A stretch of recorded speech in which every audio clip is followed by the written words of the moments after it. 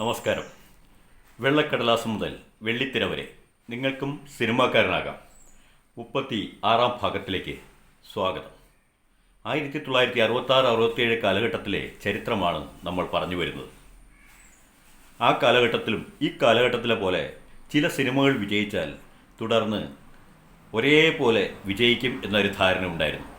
എന്ന് പറഞ്ഞാൽ ഈ അടുത്ത കാലത്ത് അല്ലെങ്കിൽ കുറച്ച് കാലങ്ങൾക്ക് മുമ്പ് അവളുടെ രാവുകൾ IV ശശിയുടെ വിജയിച്ചൊരു ചിത്രമായിരുന്നു. പിന്നീട് രാവുകളുടെ ഒരു പടയോട്ടം തന്നെയായിരുന്നു, അല്ലെങ്കിൽ രാവുകളുടെ ഒരു ശൃംഖല തന്നെ ഇറങ്ങി. അതൊക്കെ വിജയിച്ചില്ല എന്നുള്ളതാണ്. കിന്നാരത്തുമ്പികൾ ഇറങ്ങിയതിന് ശേഷം ഷക്കീലയുടെ തുടർ ചിത്രങ്ങൾ പലതും ഇറങ്ങി പൊട്ടിപ്പോയത് നമ്മൾ കണ്ടു. അതിരിക്കട്ടെ, അക്കാലത്ത് ഓടയിൽ നിന്ന് കേശവദേവിൻ്റെ ടീം ഓടയിൽ നിന്ന് വിജയിച്ചതോടുകൂടി മറ്റൊരു സിനിമ കൂടി ഇതേപോലെ തന്നെ എടുക്കാമെന്നവർ കരുതി. കേശവദേവിൻ്റെ തന്നെ കഥ, സംവിധാനം സേതുമാധവൻ. ഇങ്ങനെയാണ് അതേ ടീം തന്നെയാണ് തീരുമാനിച്ച് ഒരു സിനിമ ചെയ്തു. അദ്ദേഹത്തിൻ്റെ സിനിമയുടെ പേരാണ് റൗഡി. റൗഡി പരാജയമായിപ്പോയി. ഓടയിൽ നിന്ന് വിജയിച്ചതുപോലെ റൗഡി വിജയിച്ചില്ല എന്നുള്ളതാണ് സത്യം. അക്കാലത്ത് തന്നെ മറ്റൊരു പരാജയപ്പെട്ട ചിത്രം ഇറങ്ങിയുണ്ടായി. അനാർക്കലി എന്നതായിരുന്നു ആ സിനിമയുടെ പേര്. അനാർക്കലിക്ക് പുറമെ ജയില്, തിലോത്തമ തുടങ്ങിയ ചിത്രങ്ങൾ ഉദയ അക്കാലത്ത് റിലീസ് ചെയ്തു, അല്ലെങ്കിൽ പ്രൊഡ്യൂസ് ചെയ്ത് റിലീസ് ചെയ്തു. ഇവയൊന്നും അത്ര വിജയിച്ച ചിത്രങ്ങളായിരുന്നില്ല. സത്യൻ്റെ ജീവിതത്തിലെ, അഭിനയ ജീവിതത്തിലെ ഏറ്റവും പരാജയപ്പെട്ട അക്കാലത്തെ ചിത്രമായിരുന്നു റൗഡിയും അനാർക്കലിയും എന്ന് പറഞ്ഞാൽ അത് തെറ്റാവില്ല. അതിനുശേഷമാണ് കളിത്തോഴൻ വരുന്നത്. കളിത്തോഴനിൽ മനോഹരമായ ഗാനങ്ങളുണ്ടായിരുന്നു. ഭാസ്കരൻ മാഷും ദേവരാജനും ചേർന്ന് ഒരുക്കിയ ഗാനങ്ങൾ. അതിലൂടെ നമുക്കൊരു ഭാവഗായകനെ കിട്ടി, ജയചന്ദ്രനെ. അദ്ദേഹത്തിൻ്റെ ആദ്യ ഗാനം മഞ്ഞലയിൽ മുങ്ങിത്തോർത്തി മധുമാസ ചന്ദ്രിക വന്നു, നിന്നെ മാത്രം കണ്ടില്ലല്ലോ നീ മാത്രം വന്നില്ലല്ലോ എന്ന ആ ഗാനം ജയചന്ദ്രൻ പാടുന്നത് കളിത്തോഴൻ എന്ന ചിത്രത്തിലാണ്. ഇക്കാലത്ത് ഒരു അടൽ സൊള്ളി സർട്ടിഫിക്കറ്റുള്ള ചിത്രം ഇറങ്ങി, കല്യാണരാത്രി. അതിനത്ര പ്രസക്തിയുള്ള ചിത്രമൊന്നും ആയിരുന്നില്ല. കുമാരനാശാൻ്റെ കരുണ എന്ന ഖണ്ഡകാവ്യം ചലച്ചിത്രമായിട്ട് മാറി. നാടകങ്ങൾ സിനിമയാകാറുണ്ട്, കഥ, നോവല് ഇവയൊക്കെ സിനിമയാകാറുണ്ട്. ഖണ്ഡകാവ്യം സിനിമയായിട്ട് മാറുകയാണ് കരുണ എന്ന ചിത്രത്തിലൂടെ. അതിലെ ഗാനങ്ങൾ വളരെ പ്രശസ്തമാണ്. ഡാൻസർ കെ തങ്കപ്പനാണ് കരുണ ചലച്ചിത്രമാക്കിയത്. അതിലെ പല ഗാനങ്ങളും ഇന്നും നമ്മൾ ഓർക്കുന്നുണ്ട്. എന്തിനീ കൈവളകൾ, എന്തിനീ ചിലങ്കകൾ, നാഥൻ അരികിലില്ലെങ്കിൽ ഇതൊന്നും വേണ്ട എന്ന് പറയുന്ന മനോഹരമായ എന്നാത്മനാഥൻ അരികിലില്ല എങ്കിൽ എന്ന് പറയുന്ന ആ ഗാനം ഇന്നും ആൾക്കാർ ഓർക്കുന്നുണ്ട്. എന്നാൽ സിനിമ അത്ര വിജയിച്ചോ എന്ന കാര്യം സംശയമാണ്. പിന്നീടൊരു കാവ്യം കൂടി സിനിമ അക്കാലത്ത് തന്നെ വന്നിരുന്നു, ചെങ്ങമ്പുഴയുടെ രമണൻ. പറയാം. പക്ഷേ ജയഭാരതി അക്കാലത്ത് അഭിനയിച്ച ആദ്യത്തെ ഒരു ചിത്രമുണ്ട്. ആദ്യമായി ജയഭാരതി അഭിനയിച്ച ചിത്രം പെൺമക്കൾ എന്നാണ് ആ ചിത്രത്തിൻ്റെ പേര്. ദേശീയ തലത്തിൽ തിരക്കഥയ്ക്ക് മലയാളത്തിന് പുരസ്കാരം കിട്ടി ആദ്യമായി 1967. എസ് എൽ പുരത്തിനായിരുന്നു ആ പുരസ്കാരം. ആ സിനിമയുടെ പേര് അഗ്നിപുത്രി എന്നായിരുന്നു. അദ്ദേഹത്തിൻ്റെ തന്നെ നാടകം തിരക്കഥയും സംഭാഷണം എഴുതി, അദ്ദേഹം തന്നെ തിരക്കഥയും സംഭാഷണം എഴുതി സിനിമയാക്കിയതാണ് അഗ്നിപുത്രി. സംവിധായകൻ M. കൃഷ്ണൻ നായരുമായിരുന്നു. അതിനാണ് ആദ്യമായി തിരക്കഥയ്ക്കുള്ള ദേശീയ പുരസ്കാരം ലഭിക്കുന്നത്. അതേപോലെ സുപ്രിയയുടെ ബാനറിൽ അശ്വമേധം എന്ന നാടകം വന്നു. തോപ്പിൽ ഭാസിയുടെ ഇതേ പേരുള്ള നാടകം കേരളത്തിലും ഇന്ത്യയിൽ തന്നെ പല വേദികളിലും കളിച്ച് വളരെയേറെ പ്രശസ്തവും പ്രസക്തവും അതേപോലെ പെരുമയും കേട്ട നാടകമായിരുന്നു അശ്വമേധം. അത് അതേ പേരിൽ തന്നെ സിനിമയായിട്ടിറങ്ങി. തോപ്പിൽ ഭാസിയുടെ അശ്വമേധം സിനിമയായി വരുന്നു. അത് ക്യാമറ ചെയ്ത വിൻസെൻ്റാണ്. വളരെ വിജയിച്ച ചിത്രമായിരുന്നു അക്കാലത്ത് ഇത്.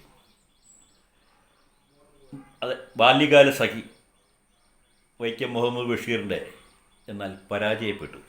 അദ്ദേഹത്തിൻ്റെ സാഹിത്യത്തോട് അത്ര നീതി പുലർത്താൻ കഴിഞ്ഞില്ല എന്നുള്ളതായിരിക്കാം അതിൻ്റെ കാരണം. അല്ലെങ്കിൽ അതിൻ്റെ ഒരു ഇമ്പാക്റ്റ് സിനിമയിൽ ഉണ്ടാക്കാൻ കഴിഞ്ഞിട്ടുണ്ടാവില്ല. DM പൊറ്റക്കാട് രചനയും സംവിധാനവുമാണ് രമണൻ്റെ ചലച്ചിത്രത്തിൽ. രമണൻ്റെ ചലച്ചിത്രത്തിൽ ഗാനങ്ങൾ രമണനിലെ കാവ്യങ്ങളിലെ കവിതകൾ തന്നെ ആണ് ഉപയോഗിച്ചത്. അത് രമണനായി നസീറും ഷീലയായി ചന്ദ്രികയും ക്ഷമിക്കണം, രമണനായി നസീറും ചന്ദ്രികയായി ഷീലയും അഭിനയിച്ച സിനിമയാണ് രമണൻ. കഥ അതേപോലെ തന്നെ ഈ രമണൻ എന്ന കഥ ഇന്നത്തെ അതേപോലെ തന്നെ മനസ്സിലേക്ക് സന്നിവേശിപ്പിക്കാൻ ചലച്ചിത്രമായപ്പോൾ കഴിഞ്ഞോ എന്നത് സംശയമാണ് അക്കാലത്ത്. ഇങ്ങനെ വ്യത്യസ്തമായ ചലച്ചിത്രങ്ങൾ, കാവ്യങ്ങൾ ചലച്ചിത്രങ്ങളാവുന്നു. പുതിയ ഗായകൻ ജയചന്ദ്രൻ എത്തുന്നു, ജയഭാരതി അഭിനയ രംഗത്തേക്കെത്തുന്നു. ഇതൊക്കെ ഈ കാലഘട്ടത്തിലെ പ്രത്യേകതകളായിരുന്നു. സിനിമാ ചരിത്രം മനസ്സിലാക്കുമ്പോൾ ഇതുകൂടി അറിഞ്ഞിരിക്കുന്നത് നന്നായിരിക്കും.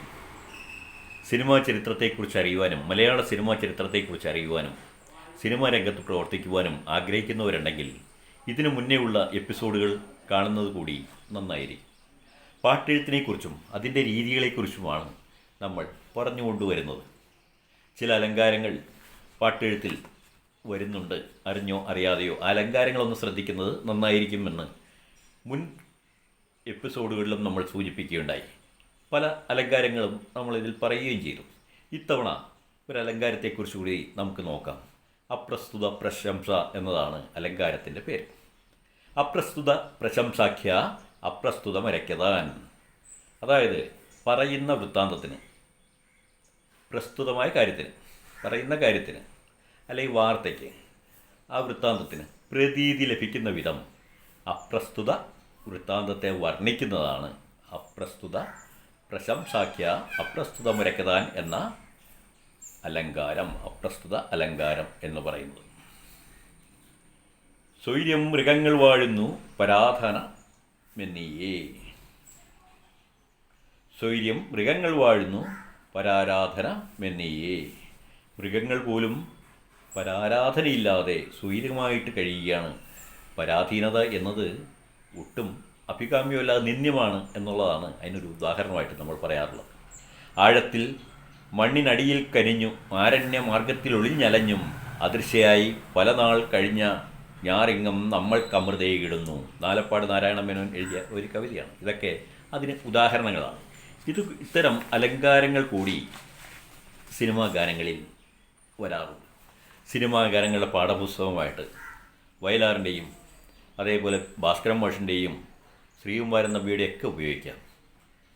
ഇവരുടെ ഗാനങ്ങൾ, ഇതെല്ലാ ഗാനങ്ങളും തന്നെ ഒരർത്ഥത്തിൽ പാട്ടെഴുത്തുകാരുടെ പാഠപുസ്തകങ്ങളാണ്. ശ്രീകുമാരൻ നമ്പിയുടെ ചില പ്രത്യേകതകൾ, ചില വാക്കുകളോടുള്ള താല്പര്യമൊക്കെ ഒരു എപ്പിസോഡിൽ പറയുകയുണ്ടായി. ഇത്തവണയും ചില കാര്യങ്ങൾ ശ്രീകുമാരൻ നമ്പിയുടെ ഒന്ന് ശ്രദ്ധിക്കുന്നതും ശ്രീകുമാരൻ നമ്പിയുടെ ചില പാട്ടുകൾ നമുക്ക് തുടർന്നും ഒക്കെ ഒന്ന് ശ്രദ്ധിക്കുന്നത് പാട്ടെഴുത്തുകാർക്ക് നന്നായിരിക്കും. അതിൻ്റെ രീതികളും കാര്യങ്ങളും അതെങ്ങനെയാണ് ആ പാട്ടെഴുത്തിലേക്ക് അദ്ദേഹം കൊണ്ടുവരുന്നത്, സാഹിത്യത്തെ, തത്വചിന്തയെ, ഭക്തിയെ, അതേപോലെ വിരഹത്തെ, പ്രണയത്തെ, ഇങ്ങനെ ആയിരക്കണക്കിന് ഗാനങ്ങൾ എഴുതിയ അദ്ദേഹം ഈ വികാരങ്ങളെയൊക്കെ എങ്ങനെയാണ് കൊണ്ടുവരുന്നത് എന്നുകൂടി മനസ്സിലാക്കാൻ സഹായിക്കും. ചന്ദ്രികയിൽ അലിയുന്നു ചന്ദ്രകാന്തം, മതം പൊട്ടിച്ചിരിക്കുന്ന മാനം, അതേപോലെ ഹൃദയസരസിലെ പ്രണയപുഷ്പമേ, മധുരമീനാക്ഷി അനുഗ്രഹിക്കൂ.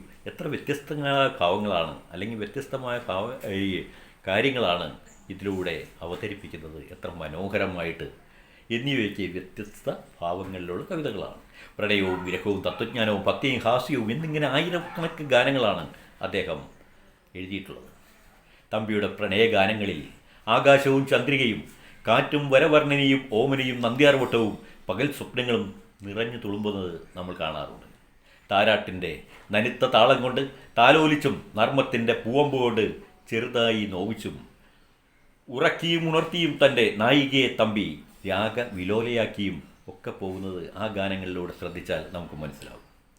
മാണിക്യ ശ്രീകോവിൽ നീയെങ്കിൽ എന്ന ഗാനം ഓർക്കുക. അതിൽ മായാവിഗ്രഹം ഞാനല്ലേ എന്നതാണ് അടുത്ത വരി. പൂമിഴിയിൽ പുഷ്പാഭിഷേകം മറ്റൊരു ഗാനം നോക്കൂ. ഇങ്ങനെ ആത്മീയ ബിംബങ്ങൾ കൊണ്ട് പ്രിയതമയെ പുണരുന്ന ഗാനരചയിതാവാണ് ശ്രീകുമാരൻ തമ്പി. നിസ്വാർത്ഥമായി തന്നെ പറയുന്നു, എന്മന്ദഹാസം ചന്ദ്രികയായെങ്കിൽ. ഇങ്ങനെ ഒട്ടേറെ വ്യത്യസ്തമായ ഭാവങ്ങൾ മനോഹരമായി ചേർത്ത് വയ്ക്കാൻ ശ്രീകുമാരൻ നമ്പിക്ക് കഴിഞ്ഞിട്ടുണ്ട്. അതുകൊണ്ട് ശ്രീകുമാരൻ നമ്പിയുടെ ചില ഗാനങ്ങൾ ഇനിയും നമുക്കൊന്ന് പരിശോധിക്കാം.